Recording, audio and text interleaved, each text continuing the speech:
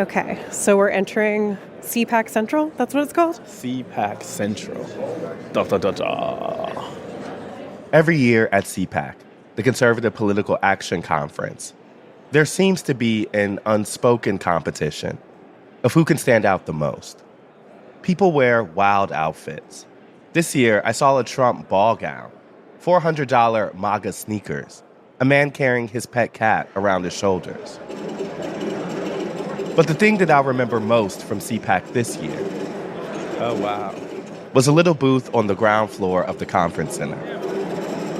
So it's a virtualized pinball game that, oh my goodness, has, different things signifying January 6th. So fake news, stop the steal, peaceful protest, Ashley Babbitt's murder, political prisoners.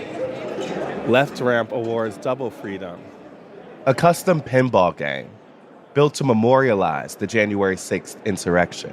I actually use the word insurrection a little bit tongue-in-cheek because I don't think it was an insurrection. Though the creator, Jonathan Linos, takes issue with that word. 99% of the people that went there to a Trump rally to support the president, and so I built the pinball machine that tries to bring the truth of what actually happened as opposed to the what I consider a manufactured narrative of what happened on January 6th. To him, the game is a reminder of the great lie of the 2020 election. I don't like losing, but I hate to be cheated. And that's what I was reacting to, as a visceral reaction. And to me, it's a reminder that for a lot of the CPAC crowd, Donald Trump isn't just the former president, or even the next potential president. He's the rightful president. Because 2020 is not over. The election is still stolen. What's your trust level? Can you rate it from 1 to 10 in November? 1 to 10, probably a 4. Where were you at going into 2020? Oh, I would 9. That you're saying that's what's changed for you? Yeah, absolutely. So with Trump marching toward the Republican nomination and a rematch with President Biden in November, I came to this convention center outside Washington, D.C. for a little temperature check on election denial. Has MAGA moved on from 2020? Or is the only result they'll trust in November a result where Trump wins? Also, can I try it? And of course, I had to try the game. Let's go. Mail-in ballots, voting machines, drop boxes. You see that up there? From the New York Times, I'm Ested Herndon. This is The Runner. Covered fairly by the media. The media is the biggest problem. You see this? This is called skill. Okay.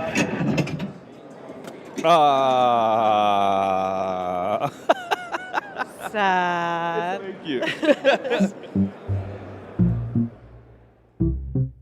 Here's the thing. Ever since the 2020 election, when Donald Trump used his platform to spread falsehoods about the electoral system, Republicans have been in a pickle. On one hand, Trump and his allies have continued to call the voting process corrupt, rigged against him, and sown doubts about everything from early and mail-in ballots to electronic voting machines. On the other hand, Trump is running in the 2024 election. And if he's going to win, Republicans need as many people as possible to participate in that very system, however allegedly corrupt. And this dilemma is of particular importance to the Republican National Committee, the party's leadership group, which has had a bumpy relationship with Trump and is often tasked with leading efforts on voting mechanisms and election integrity. So, after playing some pinball, we headed to the main hall at CPAC to hear a speech that was particularly relevant to that problem. Okay, CPAC, how we doing today? Quick question. Where are my MAGA, ultra MAGA patriots at today? And when we walked in, Donald Trump's daughter-in-law, Lara Trump, was on stage. Well, it's great to be back with you guys here again at CPAC. This is always such a treat to come. But I'll tell you guys, we have our work cut out for us, don't we? Lara Trump is currently running for RNC co-chair, hoping to be one of the leaders taking over for Ronna McDaniel, who officially said this week that she'll step down next month. So some of you may have heard that I've had the great honor of being endorsed by my father-in-law, President Trump, to co-chair the Republican National Committee. Donald Trump has thrown his support behind Lara, and she's expected to coast through the election, easily win the position, and continue Trump's complete capture of the Republican Party. Well, I'll tell you guys, this is a position for which I never imagined I would run, but I also never imagined that our country would be in such dire straits. It is time for change. It is time to fight, and it is time to win, ladies and gentlemen. Okay? She spent a lot of her speech talking about how important a Donald Trump victory would be. And let me just assure everyone here of one thing. What happened in 2020 cannot and will not ever happen again. We must adapt, and we must fight fire, not with fire, but with dynamite. We must and we will build the strongest, most secure election operation that this party has ever seen. That's how we have to do this, folks. She underscored election security. But we got to adapt a little. Then, she made a clear turn. As Republicans, I get it. We like to go vote on Election Day. It's exciting to be a part of that day. It's exciting to fill out the ballot for the future leader of our country. Heck, you even get a little sticker, and then you can take a photo and post it on social media. I know, it's very fun. But the truth is, if we want to compete with the Democrats, we cannot wait until Election Day. If we want to compete and win, we must embrace early voting. She advocated for early voting and some of the things that Republicans and Donald Trump point to as the cheating that led to the 2020 election being so-called stolen. We need so many votes banked for Donald J. Trump that we're not playing catch-up on Election Day. Now, Lara Trump was saying these are actually the ways that we're going to win. Every single day up to and on November 5th, because this November, every single legal vote matters. She was asking CPAC to trust the system this time around. And that caught my attention. Thank you, guys. God bless you. Thank you. So after that speech, I wanted to check in with some of the leaders at CPAC. People with large audiences who once pushed the election lie, to ask if they were thinking about 2024 in the same way. Can you introduce yourself? Hi, Jack Posobiec, Senior Editor, Human Events, and the host of Human Events Daily. I found Jack Posobiec, the far-right political activist and commentator. He was one of the biggest names to promote election denial. But you might also know his more recent work, spreading the conspiracy that Taylor Swift is a government psyop, planning to get Biden reelected. I want to get to what Lara Trump was saying on the stage yesterday. She was saying that Republicans need to embrace early voting, that Republicans need to embrace ballot harvesting even. I wonder what you thought about this. Not just I know who you want to win, but how are you all going to win? That question seems more open, even among the people here. Not everyone agrees on that. Well, I agree. There is a level of consternation, I believe, among a lot of conservatives at sort of what they would say, we're conservatives, we like conserving things. And so for a lot of conservatives, and even myself included, that having one election day where people vote in person with ID checks is something that's very, very important to a lot of conservatives and something I certainly would hope to strive for. That being said, in many of the states that are going up for this election, we do not have those things. We have a new system, a system that by and large came in, or at least was greatly expanded during 2020 because of COVID rules and universal mail-in ballots, early voting, greatly expanded, and as well as the drop boxes. And I believe firmly that the Republicans, conservatives, whatever you want to call it, must embrace any and all of the above opportunities to vote early, get your ballots in, get them in the drop boxes. And I say, hey, if, in California, they started collecting ballots in churches, they started collecting ballots in organized drives. I think those are the types of things that I'd like to look at, and I'd certainly love to talk with the RNC and, looking at ways to legally use these ballot opportunities for the Republicans as well as the Democrats have embraced it. I think the problem here is that Donald Trump continues to assail them, right? Like Donald Trump continues to say that mail-in voting or ballot harvesting is corrupt even. How do you all create those opportunities to win, as you're talking about, with the leading candidate saying, don't do it? Well, certainly, I think that if Lara Trump is able to get in there at the RNC and look at the RNC's current swath of operations when it comes to ballots, we all know, obviously, she's going to speak to her father-in-law about this and about what the plans are to go forward. I think everyone knows that she's, big Trump supporter, of course. And so I think that if he sees the confidence with her operations and her plan for the way forward, I think we'll get him to fully embrace it and fully be behind it. I think y'all will work on them eventually. You'll think you'll get them there by November. I guess it seems the big thing to overcome before November. You're confident that you can flip that? Well, I think we'll be focusing on key states. So, we don't have to focus on it for everywhere in the nation, 4 or 5 key states that we're looking at, of course, then expanding that out to, so you have your hard swing states, your soft swing states. Obviously, there are places like Michigan, places like Minnesota, even Maryland with their Senate race that are now coming on board for the Republicans in ways that even frankly, I didn't even know that Maryland would be on board. So I think that's a huge pickup for Republicans. Look, there's going to be some growing pains with any change, but I'm fully committed to, like I said before, any and all of the above forms of ballot harvesting, ballot chasing, mail-in ballots, drop boxes. This is absolutely where we need to go. And I've said as such to the president himself. Hi, how are you? My name's Estelle. I host the New York Times Politics Podcast. You got 5 minutes to talk to us?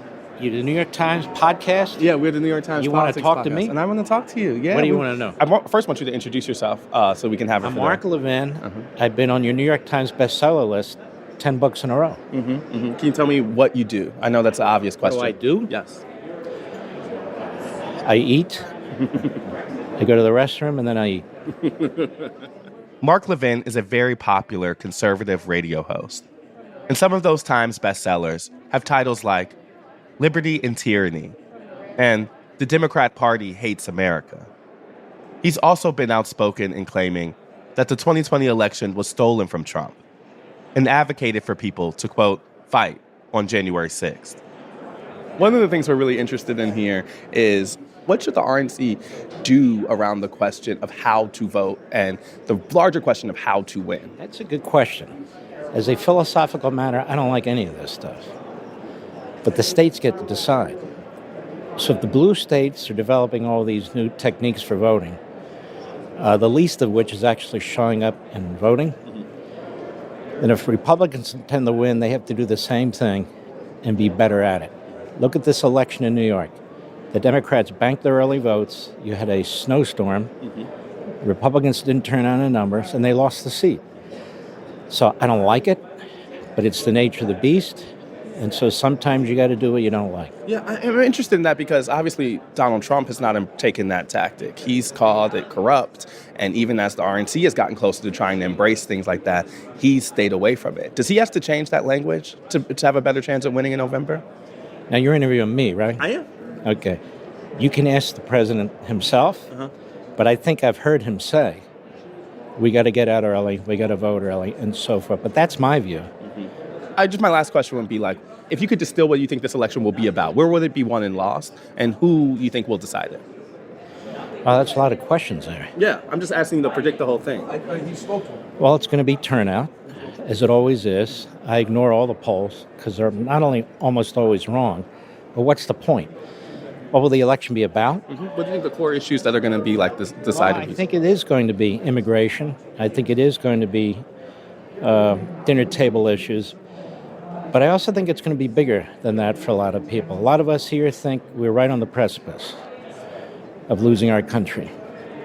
And we blame the Democrat Party and what Biden is doing by executive fiat, what he's doing on the border by executive fiat, what he's done to women's sports by executive fiat, the enormous amount of spending. And by the way, the Democrats aren't alone in that. The Republicans, too, driving up the debt, the interest. People now know what that means with inflation.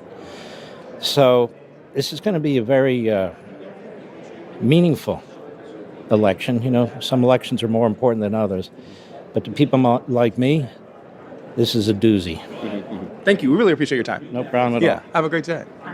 Thank you for your integrity and asking questions that I think are very interesting. I try. And so, did. thank you. I appreciate it. You should listen to our show. We have a lot of conservative. It's called The Run-Up. Yeah, The Run-Up. You Yeah. should check it out. The Run-Up. Like, yeah. Thank you. Thank you. Yeah.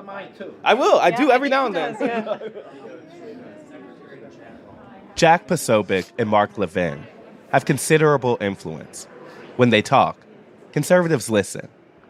So it's notable that they, like Lara Trump, seem to be pleading with the former president and his base to accept all the ways it's possible to vote. But I was skeptical of how that message was landing, especially among Trump's base, and especially at CPAC, where the 2020 election conspiracies are still popular.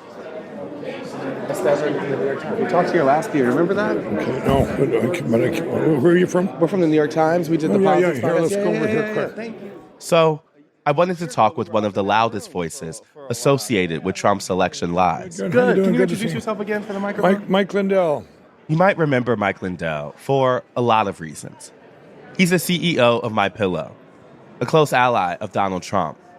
And we interviewed him last year at CPAC, the same year he ran for RNC chair against Ronna McDaniel. But most notably, he's an outspoken critic of electronic voting machines. Lindell said he spent more than $40 million on his cause, though recently, he said he only has $10,000 to his name. How are things going these days?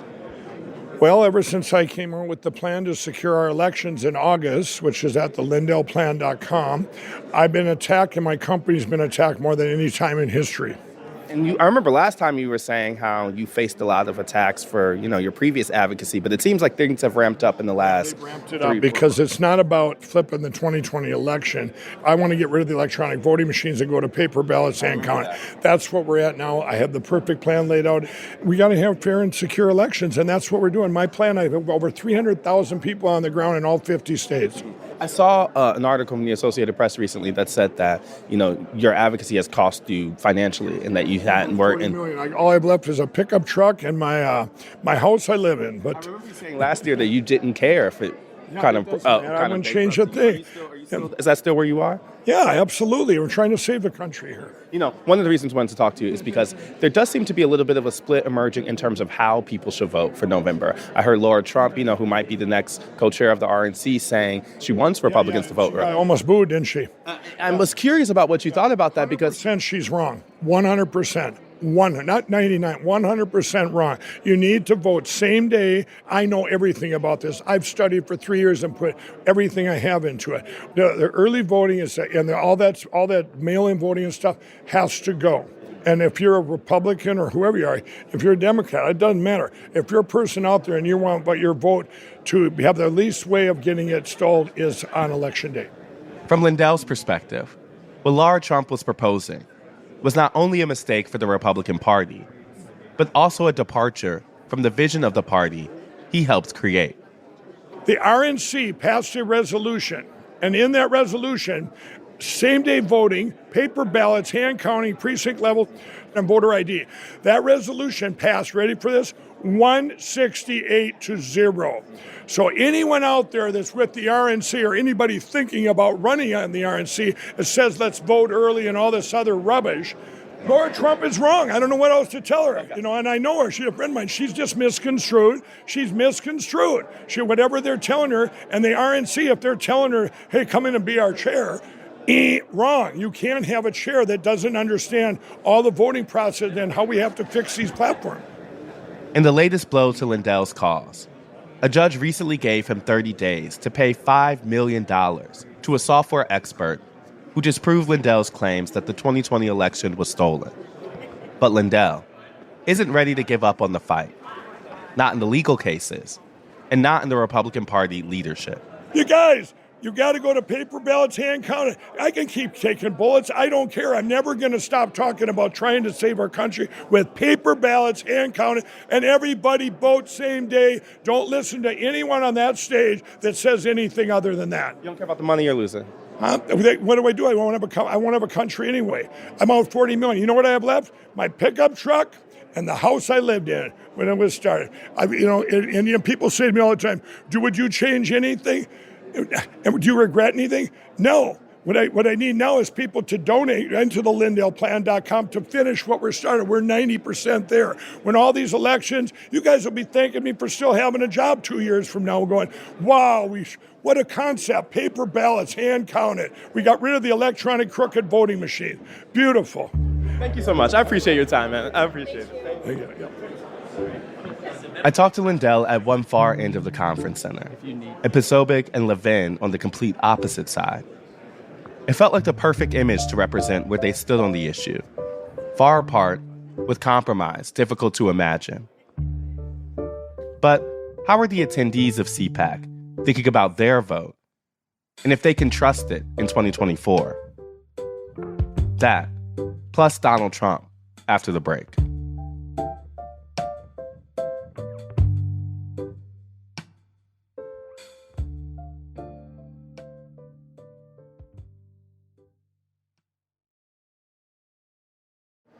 Let's see what we got. The first thing you see upon entry is the John Frederick shows. MAGA bus tour, Trump for President 2024. One of the biggest things at CPAC, literally, was a bus parked in CPAC Central. On it was a giant headshot of Donald Trump. And a lot of people are using markers to sign the bus and send a message of support to Trump.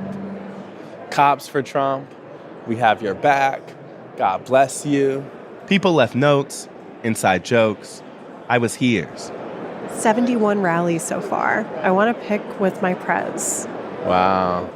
It was like the MAGA version of a middle school yearbook. The American dream is real thanks to MAGA and American First. Thank you, 45, 47. And showed the complete commitment this crowd has to Donald Trump. The only thing sure about President Trump is nothing is for sure. And that's why we love you. God bless you and your family, sir, the real president. I wondered how the attendees at CPAC felt about the changing tides I was seeing when it comes to voting and trust in elections. Were they as open to change as the leaders we heard earlier? Had their perspective shifted since 2020?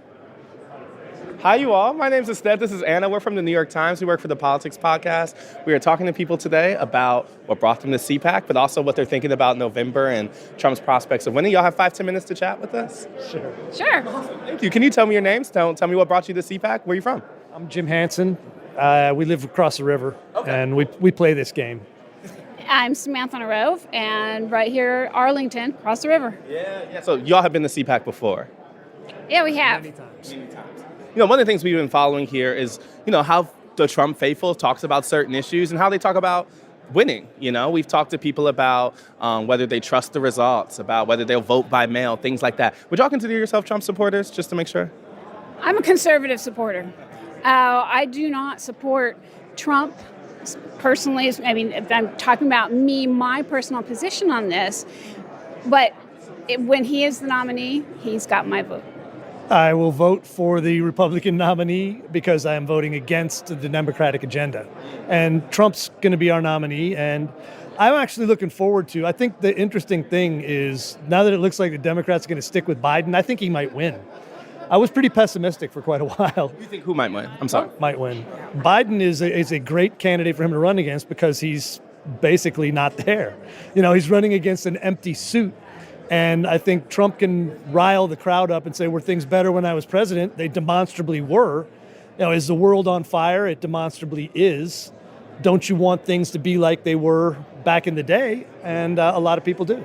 So that's interesting. You're saying you were skeptical of Trump's ability to win, but you've changed in recent time.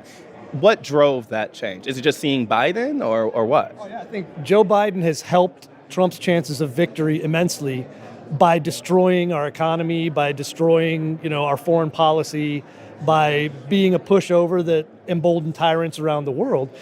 I can't think of anything he's done right except try to buy votes by, paying off student loans and things like that. And I don't think it's working. I think he's shedding constituents at a rate that is unsustainable. And I think right now I'd put it 51-49 Trump if Biden's the nominee. in there we were just hearing Lara Trump talk about, taking over the RNC or trying to. And she was saying how she thinks Republicans need to embrace voting early. I'm curious for you all who are conservatives, like, how have you thought about the way that Trump and the kind of ecosystem has talked about the system of voting and really cast doubt on its legitimacy? And then more so, what do you think needs to happen for November so that the Republican nominee can win? It was a mistake for Trump to crap all over early voting and absentee voting, because that's why he lost. It was a mistake to say we shouldn't do it because the left used it and counted every ballot, even ones that shouldn't have been. So I think that being said, ballot harvesting, ballot banking, whatever you want to call it, is the smartest thing we can do right now because it's the rules. If that's the rules, play by the rules, step all the way up to the line on the rules and do everything you can because the Democrats are. And so you're giving away votes by not doing that. We need to register, get ballots out, harvest those ballots, and get them in just to keep up. It's interesting because that makes, complete logical sense. But Donald Trump is busy saying the opposite right now and continuing his kind of war on mail-in ballots and ballot harvesting and calling it corrupt. And a part of me sees this split screen where I'm like, it is the rules. And you do have some parts of the party who are now saying you have to play by them. But the biggest and most important voice is still talking about corruption. I mean, who wins in that, Hopefully there will be enough people who are saying, look, let him, because he's not going to get over 2020. I don't blame him. All right. There were some things he talked about that were not true, but that election was the worst election in U.S. history. I don't think there's been a worse one. And I think I'm going to hear you on this because you don't seem like someone who's fully in, who just believes everything Trump says. So I'm saying for you, why is that the worst election in history? Because of what I said about the way they changed the rules in major swing states and they counted ballots that would not have been counted in any previous election. There were so many things that were done that should have been adjudicated in Trump's favor that weren't for whatever reason. And I think there were enough votes in those places that I think the election would have flipped. I think he would have won. If the same rules that were applied in even 2018 were applied in 2020, Trump would have won. So I don't blame him. I don't blame him for being mad. I think it's counterproductive to let that override how to win this time. Instead of looking backwards on these things, which I think is kind of a fault of too many people right now, and that's what you're alluding to. Yeah, let's look forward. And, forward is what we need to do is we need to meet the letter of the law. And I'm with Jim.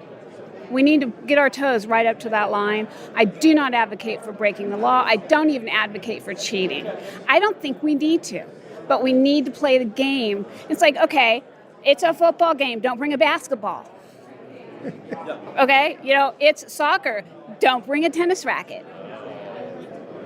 It does seem like Republicans are voluntarily disarming on these couple points to satisfy, people's upsetness over 2020.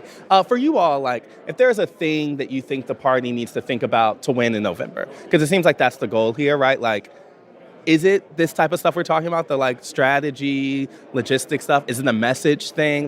What would be your, direct message to the Trump campaign? If they're listening to this podcast, what would you say that they need to do to win? Get on the message of bring back the good old days. All right, people had money in their 401k. We weren't at war in a bunch of places around the world. There are a lot of things to talk about that were better then than they are now. Get off the election, of 2020 as the reason for him to win this time and point out that his economic policies were better and he will stop the administrative state from destroying the lives of people they disagree with. Your message to Trump? Think forward, not backwards. 2020 is done, it's over, and we need to focus on what's going to happen next. We need to look at how we can do it the best we possibly can, and the message needs to be talk about what people care about, not just what is going to ignite the fury. Yeah, we can all get mad about 2020, but okay, that was 2020. It's now 2024, and let's do what we need to do now by focusing on the issues that matter to people. What matters? Economics, the border. We need to talk about crime. We need to talk about, some of our national security policies. Those are things that matter. Focus on that and focus on 2024. And if it happened before 2024, just shut it. It's really nice meeting you all. I appreciate your time. Yeah, thank you. Have a great day. Y'all have a great day. We didn't have to ask to interview the next people we spoke to. We are doing interviews. We're looking for some. They for someone asked specifically, us. But tell me about yourself. Well, I've been to 71 Trump rallies. 71 Trump rallies. I think I saw your signature on the Trump bus. Yes. You said you were trying to get a picture. That's right. I want a picture with him. I've been able to get a picture in the 71? 3 signed MAGA hats. 3 signed I've MAGA shaken hats. his hand. He has tweeted me and mentioned my name twice. He has talked to me from the stage on about 8 or 9 occasions, but I haven't gotten the picture with him yet. Man, I'm sorry for you. That's right. I was there on January 6th, and Where are you from? New Jersey. What brought you to the Capitol on the 6th? It was my 50th Trump rally. He was giving a big speech there. It was a rally. It was number 50 for me. I mean, I wanted to see my hero. was there anything specific to that rally that made you that wasn't just a rally? I mean, I've been to Trump rallies too. That wasn't just a rally. The election was stolen. It was so obvious. And I saw it with my own eyes because I worked in the campaigns. It was so obviously stolen, and we were angry. But nobody was plotting to overthrow the government. Everything you hear on the news is a lie. Talk to anybody who's been there. Yeah. I'm moving on from that. I'm actually thinking about going forward. If you're someone who believes that the 2020 election wasn't fairly decided, how do you feel about 2024? I think if this is an honest election, Trump will win in a greater landslide than Ronald Reagan. I think he'll get all 50 states. They've been all over the country. But I don't think we're going to have an honest election. I believe the Democrats will cheat like we've never imagined. And I think that they will do it so out in the open. Crimes will be committed before our eyes. They will dare us to arrest them. They'll break every rule. It'll be, by any means necessary, throw everything against the wall and see what sticks. So with that assumption, what should the Republican Party do? I mean, we just saw Lara Trump saying that, Republicans need to think ahead, that they should embrace things like early voting. Since you expect Democrats to do, quote unquote, cheating ahead of November, what should Republicans do to ensure what I imagine is your desired outcome, which is that Trump is the next president? Well, where there are Democrat governors in states we're going to lose anyhow, in cities we're going to lose, we're screwed. But I think where Republicans are in control, we better enforce some strong election laws. And we better arrest people, prosecute them, and imprison them if they're caught engaging in election fraud. It's fraught with fraud all over the place. I was living in Hawaii during 2020, and Hawaii doesn't have going to the polls and voting. They have mail-in voting, and that's it. And the box I had to put my ballot in was in an empty parking lot. Lara Trump was just on stage saying the Republicans need to embrace ballot harvesting, that they should be doing the same thing the Democrats are doing. As long as it's not illegal, go for it. Is there something that could happen between now and November that will make you all trust the election results? Are you serious? The way they are, yeah. The way they are now, no.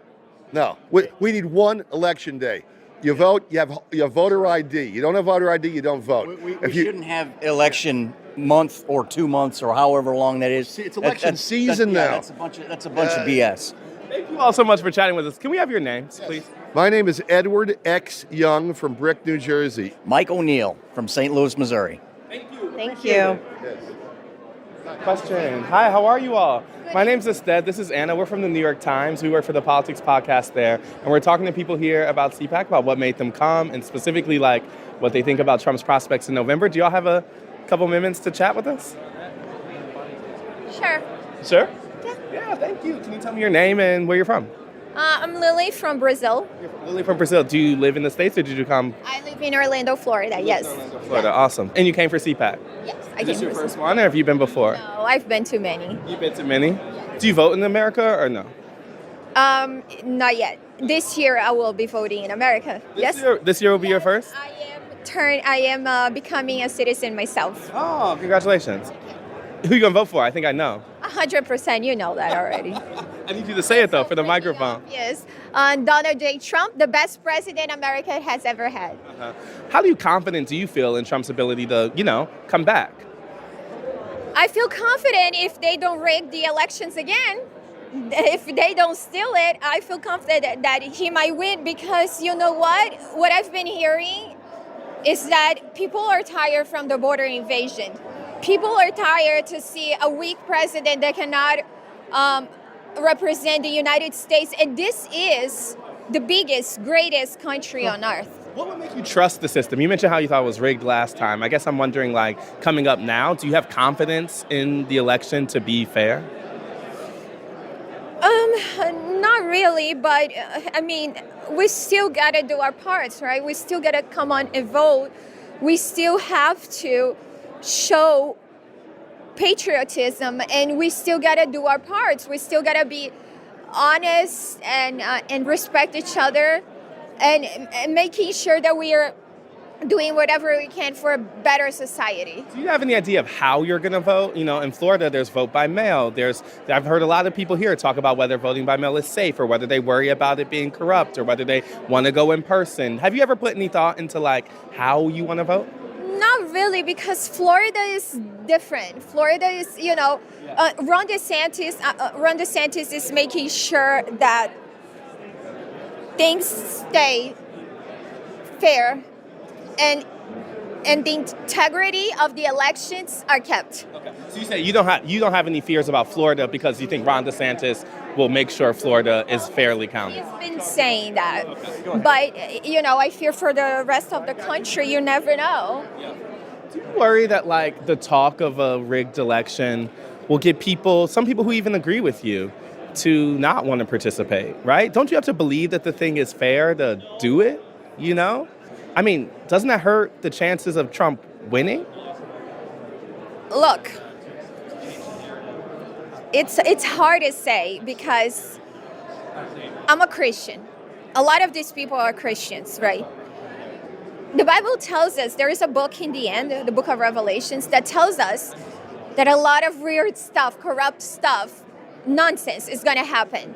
And we're going to have to deal with it. But we can never stop believing or stop fighting or stop doing what's right. Have a good day. Yeah.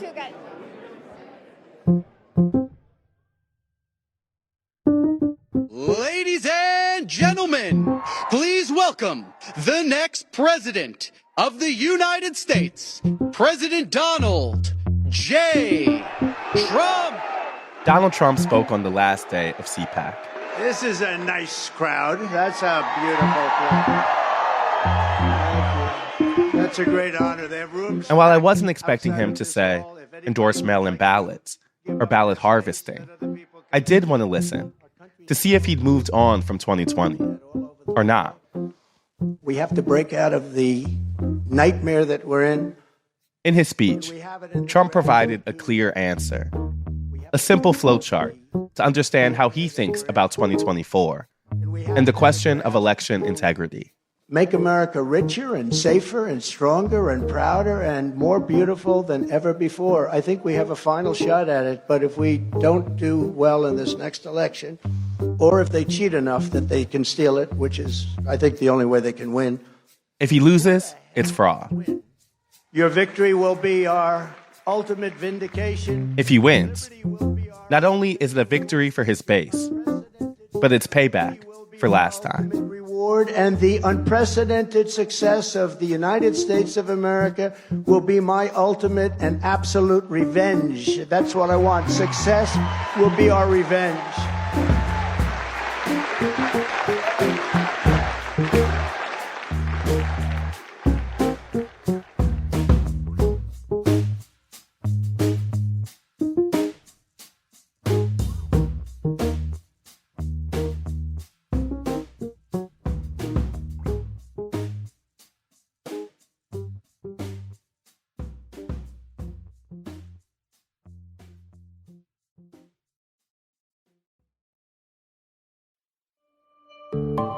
That's the run-up for Thursday, February 29th, 2024.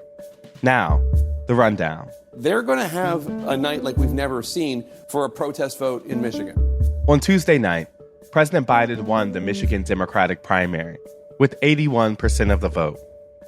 Still, more than 100,000 people, that's more than 13% of Democratic primary voters, cast a ballot for uncommitted.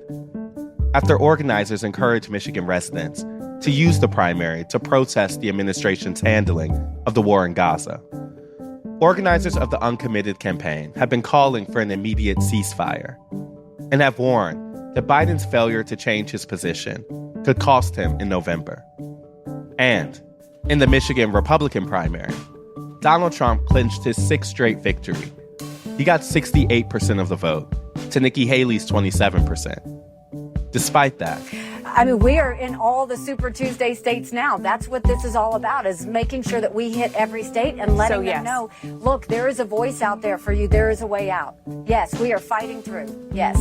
Haley said she'd stay in the race through Super Tuesday. That's now 5 days away. And we're now 250 days away from the general election. See you next week. The Run-Up is reported by me, Estet Herndon, and produced by Elisa Gutierrez, Caitlin O'Keefe, and Anna Foley. It's edited by Rachel Dry, Lisa Tobin, and Franny Kartoff, with original music by Dan Powell, Marian Lozano, Pat McCusker, Diane Wong, Sophia Landman, and Alicia Beitub. It was mixed by Sophia Landman and fact-checked by Caitlin Love. Special thanks to Paula Schumann, Sam Dolnick, Larissa Anderson, David Haufinger, Maddie Masiello, Mahima Chablani, and Jeffrey Miranda. Do you have a question about the 2024 election? Email us at therunup@nytimes.com, or better yet, record your question using the voice memo app on your phone, and then send us the file. The email again is therunup@nytimes.com. And finally, if you like the show and want to get updates on latest episodes, follow our feed wherever you get your podcasts. Thanks for listening, y'all.